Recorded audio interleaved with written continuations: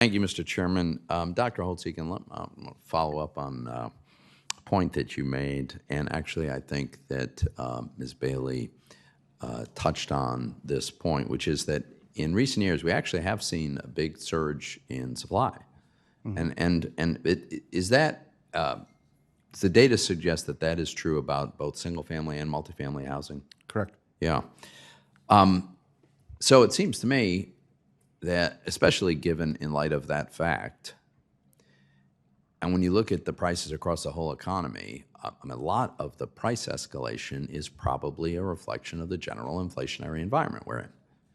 Correct. Does that make sense? Right? Yes. And as you point out, the Fed made it a particularly egregious error in my mind by choosing to allocate credit in the mortgage space, where there was no problem. It's not as though the mortgage market wasn't functioning. And for months and months and months, arguably over a year after we were well past the crisis, they kept pumping money into subsidizing mortgages, which lowered the rate of mortgages relative to where they would otherwise be, at a time when the housing market was clearly overheating, as the economy was generally. But it certainly seems as though we still need more supply. And you touched on a few of the factors that seem to be contributing to higher costs and holding back supply, material costs, which I mentioned. Agreed. Permitting and land use, which in some cases restricts the ability to build new homes, a labor shortage. Could you elaborate at all on, what's holding back the supply that the market seems to be looking for?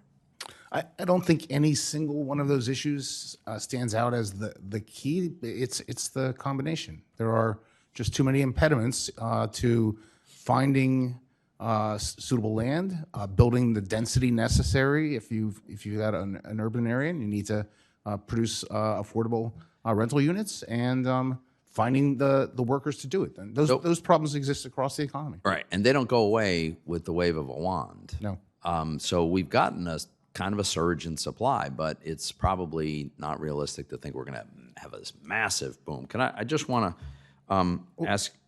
Can I emphasize one thing? Go ahead. I mean, people love to solve this problem quickly. That would be great, but to solve it quickly requires an enormous residential construction boom, which is exactly the wrong thing for the economy right now. So, thinking short-term fixes is not the solution. You have to put in place a long-term strategy. So the other thing that I'm concerned about is further demand-side subsidy.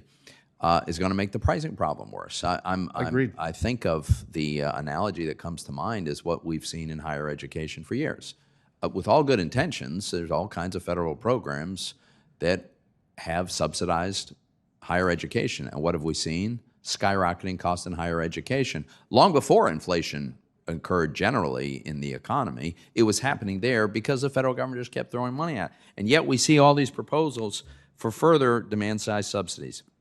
Recently, your fellow witness, Mr. Yun, was quoted as saying a proposal for down payment assistance featured in the Democrats' Build Back Better plan would, and I quote, add demand on top of already strong demand, so you will push up housing prices even further, end quote. He also stated that, quote, that's a gain for current homeowners, not home buyers, end quote. And I wonder if you agree with that assessment. Is that a big part of the net effect of these further demand-side subsidies? Yes, I completely agree, and this is a common strategy in federal policy where there's a high price, and rather than dealing with the supply problem, you subsidize demand further and make your problem harder.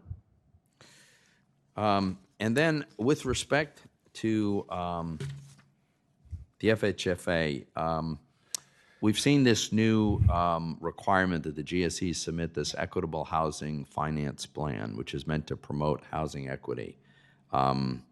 The plan, as I understand it, proposes subsidizing down payments and other mortgage costs, such as appraisals and title insurance, on the basis of race.